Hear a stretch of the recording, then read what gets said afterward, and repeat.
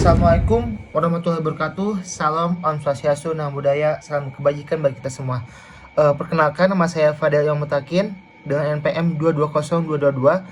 Pada kesempatan ini saya akan menjelaskan Undang-Undang TNI dan aspek-aspek fungsi dan asas dan landasan dalam pembentukan perundang-undangan yang baik. Saat ini DPR telah mensahkan Undang-Undang TNI. Undang-Undang TNI menuai banyak kritik karena dinilai membuka celah bagi kembalinya di fungsi militer dalam pemerintahan sipil.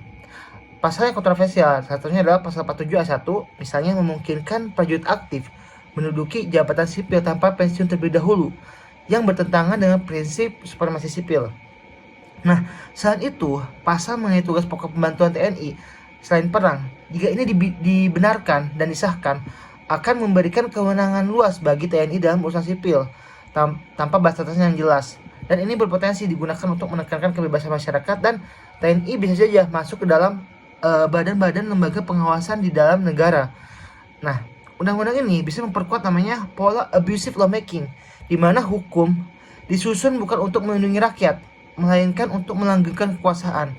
Dan proses penyusunan pun, ya seperti kita ketahui, minim transparansi dan partisipasi publik, yang bertentangan dengan prinsip democratic lawmaking.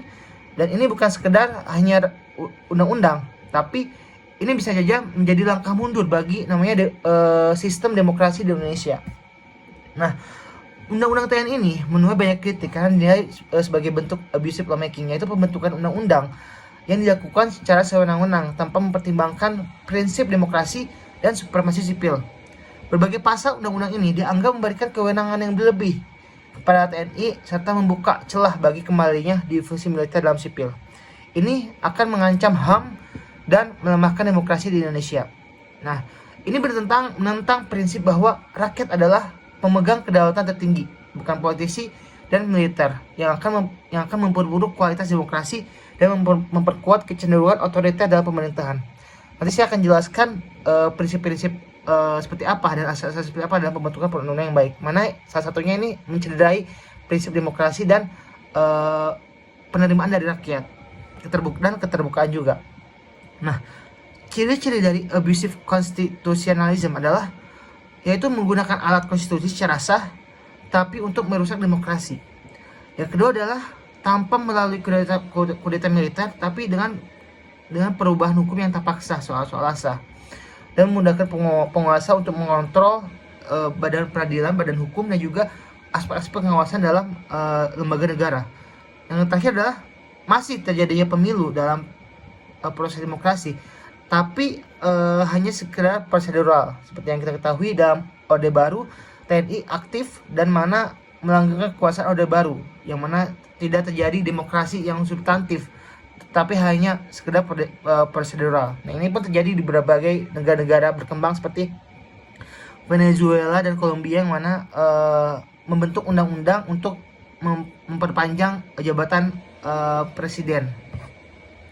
Nah, aspek yang bermasalah dalam Undang-Undang TNI ini yang mana tidak sesuai dengan asas-asas pembentukan perundang-undangan yang baik adalah, dan yang pertama adalah proses pembentukan yang tidak demokratis, yang mana mengabaikan partisipasi publik dan prosesnya tidak transparan, yang mana kita bisa belum melihat draft resminya di website DPR, yang mana ini undang-undang harusnya sudah ditransparansikan soalnya supaya publik tahu, dan pihak yang dilibatkan pun pihak yang terdampak mengetahui apa undang-undangnya itu,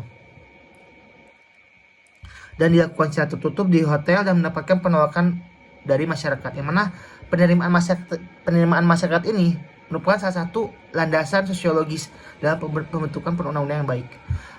Yang kedua adalah ketidaksesuaian dengan prinsip negara hukum dan demokrasi seperti HAM, nawacita, yang mana harus tercermin dalam setiap pasal-pasal di batang tubuhnya. Sampai saat ini belum menemukan draft resmi dari Undang-Undang TNI ini, yang mana ini undang-undang harusnya sudah ada, dan setiap pasal-pasalnya harus bisa dikontestasikan gitu di setiap praksi. Ini berupa pasal-pasal yang kontroversial, pasal 47 terkait tugas pembantuan, dan pasal 53 ayat 2 terkait kenaikan batas usia pensiun, yang mana tidak mencerminkan asas-asas urgensi dan kegentingan untuk membentuk untuk menaikkan batas usia pensiun TNI. Selanjutnya saya akan mengaitkan permasalahan-permasalahan dalam pembentukan undang-undang TNI ini kepada setiap aspek-aspek seperti fungsi, asas-asas dan landasan peraturan perundang-undangan yang baik itu seperti apa. Dengan undang-undang TNI yang sangat kontroversial tersebut, apakah undang-undang TNI ini sesuai dengan fungsi, asas dan landasan peraturan perundang-undangan yang baik? Sebelum itu, saya akan menjelaskan apa saja itu fungsi dari suatu peraturan perundang-undangan. Menurut Mahkamah Konstitusi Republik Indonesia, fungsi peraturan perundang-undangan dibagi menjadi dua bagian. Yang pertama adalah fungsi internal, yang kedua adalah fungsi eksternal. Fungsi internal adalah bahwa peraturan perundang-undangan berfungsi sebagai subsistem hukum terhadap sistem kaidah hukum pada umumnya secara internal. Nah, peraturan perundangan menjalankan fungsi sebagai pertama adalah fungsi pencipta hukum, yaitu mengisi kekosongan hukum. Yang kedua adalah fungsi pembaharuan hukum. Pencipta hukum misalnya adalah ketika terjadinya kekosongan hukum, jadi hukum ada untuk mengisi adanya suatu masalah terhadap kekosongan hukum. Yang kedua adalah fungsi pembaharuan hukum. Fungsi pembaharuan hukum seperti membaharui hukum yang sudah usang. Yang ketiga adalah fungsi integrasi pluralisme hukum. Seperti yang kita ketahui bahwa hukum Indonesia beragam, selain hukum nasional terdapat juga hukum Islam, hukum adat, hukum kebiasaan, hukum yang tidak tertulis, dan ini fungsi mengintegrasikan pluralisme hukum. Selanjutnya adalah fungsi kepastian hukum, menjamin setiap subjek hukum hak dan kewajibannya. Nah, undang-undang TNI ini tidak menciptakan namanya kepastian hukum, justru malah menciptakan tumpang tindih dengan kewenangan lembaga lain. Salah contohnya adalah Undang-Undang Polri terkait cyber. Nah, Undang-Undang TNI ini dengan tidak adanya transparansi dan juga sampai saat ini belum ada draftnya. Draft yang masih beredar, pasal-pasal yang masih beredar di internet adalah bahwa Undang-Undang TNI ini justru malah menciptakan adanya ketidakpastian hukum. Satunya adalah tumpang tindihnya dengan lembaga-lembaga seperti kementerian dan juga Polri, Undang-Undang Polri. Selanjutnya adalah fungsi eksternal, yaitu bahwa peraturan perundangan memiliki keterkaitan dengan tempat berlakunya. Fungsi eksternal ini dapat disebut sebagai fungsi sosial hukum yang meliputi fungsi perubahan sebagai alat law as to engineering sebagai untuk mengubah suatu masyarakat, fungsi stabilisasi, fungsi kemudahan, dan fungsi ini dapat juga berlaku pada hukum-hukum kebiasaan seperti hukum adat dan hukum jurisprudensi. Nah, dalam menurut Undang-Undang Nomor 12 Tahun 2011 tentang pembentukan perundang-undangan, harus materi muatan peraturan perundangan harus mencerminkan asas-asas pengayoman, kemanusiaan, kebangsaan, dan kekeluargaan dan kenusantaraan, sehingga Bhinneka Tunggal Ika, keadilan, kesamaan kedudukan dalam hukum dan pemerintahan, ketertiban dan kepastian hukum, atau keseimbangan, keserasian, dan keselarasan. Nah, Undang-Undang TNI ini tidak mencerminkan asas-asas keseimbangan, keserasian, keselarasan. Seperti yang kita ketahui, banyak sekali penolakan dari dan juga cacat formil dalam pembentukannya, dan juga tidak menunjukkan kesamaan kedudukan dalam hukum. Seperti yang ketahui, reformasi Undang-Undang TNI seharusnya adalah mengubah peradilan militer yang mana berfokus harusnya pada isi material dari KUHP militer, bukan berfokus pada subjeknya saja. Selanjutnya adalah aspek kemanusiaan, yang mana banyak sekali sejarah kita menunjukkan bahwa militerisme itu banyak sekali pelanggaran HAM yang terjadi di sana. Yang kedua adalah terkait asas-asas pembentukan peraturan perundang-undangan. Diatur menurut Undang-Undang Nomor 12 Tahun 2011 tentang pembentukan perundang-undangan. Pasal 5 dalam pembentukan perundang-undangan harus berdasarkan pada asas-asas peraturan perundang-undangan yang baik. Terdapat 7 asas. Yang pertama adalah asas kejelasan tujuan. Suatu peraturan perundang-undangan yang baik harus memberikan alasan yang legitimate. Itu ya. Banyak para pakar menyamakan dengan mempersamakan dengan asas pemberian alasan. Harus ada alasan yang jelas dalam pembentukan itu. Bagaimana peraturan tersebut legitimate dan keadaan nyata apa yang mau diubah dari misalnya ada masalah sehingga perlu dibuat peraturan atau misalnya perilaku apa yang mau diubah gitu. Nah, peraturan perundang-undangan yang baik itu harus mencerminkan mudah ditaati oleh masyarakat tanpa ada paksaan yang keras dari penegak hukum dan penuh pertimbangan rasional. Selanjutnya adalah asas kelembagaan atau pejabat pembentuk yang tepat. Artinya, setiap jenis peraturan perundang-undangan harus dibuat oleh lembaga atau pejabat pembentuk yang berwenang. Jika dibuat oleh lembaga organ yang tidak berwenang, maka peraturan tersebut dapat dibatalkan atau batal demi hukum. Atau yang kita ketahui adalah undang-undang TNI ini sampai saat ini belum ada cacat prosedur dalam pembentukannya. Contohnya mungkin contoh lainnya adalah misalnya perda provinsi, perda kabupaten yang membuat malah pemprov gitu. Nah ini kan bukan lembaga yang berwenang dalam pembentukan perda kabupaten gitu. Harusnya perda kabupaten sendiri yang membuat, bukan dari perda pemprov. Misalnya satu contohnya. Yang ketiga adalah asas kesesuaian antara jenis hierarki dan materi muatan. Artinya dalam pembentukan peraturan perundang-undangan harus benar-benar memperhatikan materi muatan yang tepat dan sesuai dengan jenis hierarki peraturan perundang-undangan. Materi peraturan perundang-undangan harus mencerminkan asas-asas tertentu seperti pengayoman, kemanusiaan, kebangsaan, keadilan, ketertiban. Nah, undang-undang TNI ini tidak boleh bertentangan dengan undang-undang di atasnya, seperti undang-undang dasar contohnya.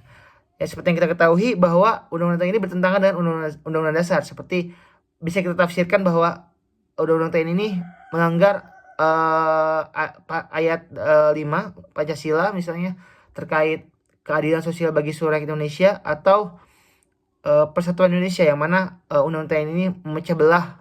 Mungkin ada stabilitas di sana, tapi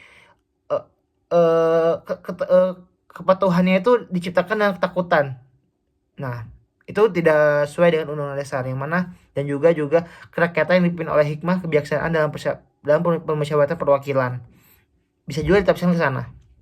Nah, dalam peraturan perundang yang baik itu harus peristilahan dan rumusannya pun harus jelas sistematikanya dan tidak menciptakan peristilahan yang multitafsir atau juga sulit untuk diimplementasikan. Contohnya adalah misalnya undang-undang musik yang sempat kontroversial adalah pasalnya adalah mempidana pengaruh negatif misalnya contohnya, atau ingin mensertifikasi musisi. Nah ini kan sangat sulit diimplementasikan. Secara definisi, bagaimana kita bisa mendefinisikan suatu itu pengaruh negatif akan sangat menyusahkan untuk penegak hukum. Dan juga sistematikanya misalnya bisa dibuat secara kronologis, misalnya antar bab perencanaan, bab implementasi, atau secara berdasarkan topik, misalnya hukum keluarga, hukum benda, hukum orang, hukum pidana misalnya, atau berdasarkan subjeknya, misalnya bab terkait DPR, bab MPR. Mengapa harus ada sistematika yang jelas dan runut supaya kita sebagai pembaca itu bisa mentaati aturannya itu dan tidak tidak sulit untuk dipahami. Selanjutnya adalah asas dapat dilaksanakan. Contohnya adalah mendapat dukungan sosial dan sarana prasarana dari masyarakat, dukungan aparat juga, dan dukungan anggaran. Nah, contohnya adalah undang-undang TNI ini tidak mendapatkan dukungan dari masyarakat, yang mana tidak mencerminkan partisipasi yang bermakna dan juga tertutup sistemnya, dan tidak didukung oleh civil society, dan tidak dapat dukungan dari akademisi. Yang selanjutnya adalah asas kedayagunaan dan kehasilgunaan, yaitu asas ini mengatakan bahwa undang-undang yang baik itu, peraturan yang baik itu tidak menguntungkan segelintir orang, tapi harus menguntungkan halayak umum secara banyak gitu. Nah, undang-undang ini kalau kita lihat hanya mementingkan rezim penguasa dan tidak mencerminkan asas kebermanfaatan untuk khalayak umum gitu. Selanjutnya adalah asas kejelasan rumusan. Asas kejelasan rumusan adalah dari segi peristilahan tidak obskur dan tidak menimbulkan multitafsir. Contohnya adalah pasal 47 terkait tugas bantuan TNI, yaitu memasukkan tugas pokok TNI menjadi dua, yang itu adalah perang dan selain perang. Tanpa batasan yang jelas akan memunculkan interpretasi yang liar. Contohnya jika ada kementerian misalnya atau lembaga terkait peradilan itu diisi militer semua. Jadi dengan pasal ini akan bisa memunculkan interpretasi yang liar tanpa batasan yang jelas. Itu adalah asas keterbukaan. Suatu peraturan perundangan yang baik harus dari segi pembentukannya harus terbuka gitu. Seperti yang kita ketahui sekarang sampai saat ini adalah draft resmi dari Undang-Undang TNI ini belum dipublish, sehingga kita tidak mengetahui pasal-pasal apa saja yang bermasalah dan tidak melibatkan publik juga dalam transparansinya. Selain itu juga asas material, prinsipnya isi muatan harus memperhatikan asas-asas bisa saja asas umum seperti HAM, equality before the law, dan individual equity misalnya, atau asas hukum khusus sesuai bidangnya, misalnya asas kebebasan berkontrak dalam perdata, asas praduga tak bersalah misalnya dalam pidana. Nah, hukum yang lebih tinggi itu tidak boleh menyampingkan hukum yang lebih rendah. Misalnya undang-undang level yang undang-undang TNI ini dalam level undang-undang itu bertentangan dengan undang-undang dasar, atau hukum yang baru itu menyampaikan hukum yang lama. Jadi undang-undang TNI ini akan menyampingkan undang-undang TNI yang lama, atau hukum yang khusus menyampaikan hukum yang umum, misalnya lex specialis derogat generalis. Contoh yang lainnya misalnya jika seorang itu mencuri atau korupsi itu yang digunakan adalah undang-undang tipikor, bukan undang KUHP. Begitupun sebaliknya, jika pencurian ayam itu yang digunakan adalah undang-undang KUHP, bukan tipikor. Selanjutnya adalah landasan pembentukan peraturan yang baik. Undang-undang TNI ini harus berdiri di atas 3 pilar. Yang pertama adalah landasan filosofis, landasan sosiologis, dan landasan yuridis. Saya akan menjelaskan contoh-contohnya dan definisinya seperti apa. Yang pertama adalah landasan filosofis. Landasan filosofis adalah rumusannya dan normanya itu harus mendapatkan pembenaran secara filosofis. Yang kedua adalah menggambarkan pandangan hidup, kesadaran, dan cita hukum yang meliputi suasana kebatinan serta falsafah bangsa Indonesia yang bersumber pada Pancasila dan pembukaan Undang-Undang Dasar 1945. Nah, dalam Undang-Undang Nomor 12 Tahun 2011 Pasal 2 mengatakan bahwa Pancasila merupakan segala sumber hukum di negara ini. Dan aspek juga memenuhi dasar filosofi cita hukum, misalnya, atau dia bersumber dari welfare state, di mana negara itu hadir dalam setiap aspek kehidupan masyarakat, kesehatan, pendidikan, keamanan, perdagangan, dan hak asasi manusia, dan demokrasi dan keadilan. Contohnya adalah misalnya undang-undang itu tidak boleh terlalu cenderung kepada kapitalisme atau komunisme, yang mana Pancasila ini merupakan ideologi yang menekankan pada prinsip kerakyatan, yang mana nilai-nilainya tidak berfokus pada nilai individual saja, tapi tidak juga cenderung kolektivisme atau sosialisme, yaitu Pancasila. Nah, yang kedua adalah landasan sosiologis. Keterangan sejarah bahwa masyarakat mempunyai trauma yang besar terhadap terjadinya distribusi ABRI. Yang ini merupakan penolakan utama dan ketakutan masyarakat atas undang-undang TNI ini. Dan dalam pembentukan undang-undang itu, kita harus bisa melihat kecenderungan nilai seperti apa yang berubah gitu. Misalnya, contohnya adalah ketika terkait gender pada tahun 1970 dan tahun sekarang 2025. Tentu saja bahwa perspektif masyarakat terhadap gender tahun sekarang cenderung lebih berbeda daripada tahun 30 tahun yang lalu. Nah, dalam pembentukan tersebut, pembentuk undang-undang harus bisa melihat bahwa ada dasar sosiologis bahwa rakyat misalnya menginginkan kesetaraan gender misalnya dalam pembentukan dalam partisipasi pemilu di perwakilan rakyat misalnya. Undang-undang itu harus melibatkan perempuan sekian persen misalnya, satu contohnya.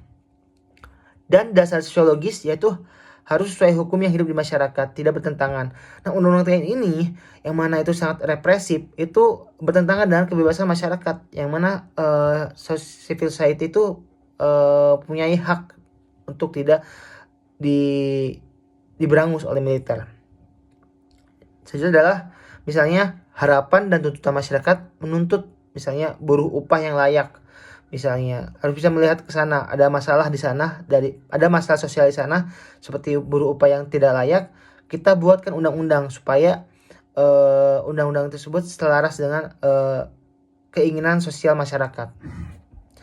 Selanjutnya adalah hukum itu harus dapat diterima oleh masyarakat. Itu ada penerimaan dan tidak menciptakan instability dalam pemerintahan. Selanjutnya adalah landasan yuridis. Undang-undang TNI ini harus selaras dengan prinsip-prinsip HAM dan demokrasi dan supremasi sipil. Seperti yang kita ketahui bahwa justru sebaliknya, bahwa undang-undang TNI ini justru bertentangan dengan supremasi sipil dan demokrasi. Yang mana nanti bisa kita bayangkan dampaknya undang-undang TNI ini terhadap misal undang-undang TNI itu masuk dalam kampus. Apa yang akan terjadi? Mungkin akan merepresi kebebasan masyarakat, kebebasan akademisi dalam berpendapat dan mengkritisi kebijakan negara, dan juga akan menjadi otoriter. Nah, landasan yuridis juga bisa kita asumsikan bahwa harus ada kesesuaian isi yang diatur dalam bentuknya, pembahasan antara DPR dan harus disahkan oleh presiden, dan harus memenuhi landasan yuridis prosedural, yang mana kita ketahui bahwa ini cacat prosedur yang mana tidak, misalnya contohnya tidak memenuhi quorum, tidak melibatkan partisipasi masyarakat, dan tidak ada transparansinya. Yang kedua adalah peraturan perundang-undangan yang baik itu ada dua proses. Yang pertama adalah penyusunan naskah akademik dan perancangan peraturannya. Yang pertama mungkin dari segi sistematisnya, latar belakang bab 1 itu harus diuraikan masalahnya seperti apa gitu ya undang-undang TNI ini. Yang kedua adalah bab 2 landasan teoris dan kajian sosiologis yang tadi saya sebutkan, menganalisis bahwa ada kebutuhan masyarakat untuk membentuk undang-undang TNI ini gitu. Ada keinginan masyarakat untuk mengubah pasal-pasal dalam TNI ini, dan ada urgensinya juga. Dan yang saja adalah analisis dampaknya, apa yang terjadi misalnya kalau perpanjangan usia TNI ini, apa yang terjadi kalau misalnya TNI itu masuk dalam ranah-ranah strategis seperti cyber atau TNI atau intelijen negara, apakah tidak akan tumpang tindih misalnya. Contohnya ada yang kontroversial tugas pembantuan pokok TNI, yang mana ada supaya nanti ada antisipasinya dalam dampaknya gitu. Dalam dampak ekonomi, dampak sosiologis seperti apa, penempatan prajurit TNI di jabatan sipil ini dapat menimbulkan persaingan dengan aparatur sipil negara, misalnya ASN dan juga pegawai badan usaha BUMN. Bayangkan kalau TNI masuk dalam ranah perpajakan, akan menciptakan persaingan yang tidak sehat antara sipil dan ASN juga, PNS dan warga sipil, yang berpotensi mengurangi kesempatan karir bagi masyarakat sipil untuk maju dalam badan-badan negara yang strategis. Dan yang juga ada kekhawatiran bahwa hal ini dapat menimbulkan dan mempengaruhi efisiensi birokrasi dan iklim investasi di Indonesia, yang mana ketakutan investor bahwa sistem hukum, kepastian hukum yang tidak ada ini bisa menciptakan investor menarik keuangannya dari Indonesia. Mungkin yang selanjutnya adalah bab 3 terkait evaluasi peraturan perundangan. Rumusan tersebut harus dicantumkan. Misalnya bab 4 terkait landasan sosiologis, yuridis dan kajian filosofis. Yang bab 5-nya terkait materi muatan yang sesuai dengan yang Anda muat. Misal tidak boleh dilakukan memuat muatan pidana dalam perda misalnya. Dan Anda membuat perda tapi tidak dalam undang-undang, dalam materi undang-undang gitu. Mungkin sekian dari saya. Mohon maaf bila ada kesalahan. Wassalamualaikum warahmatullahi wabarakatuh.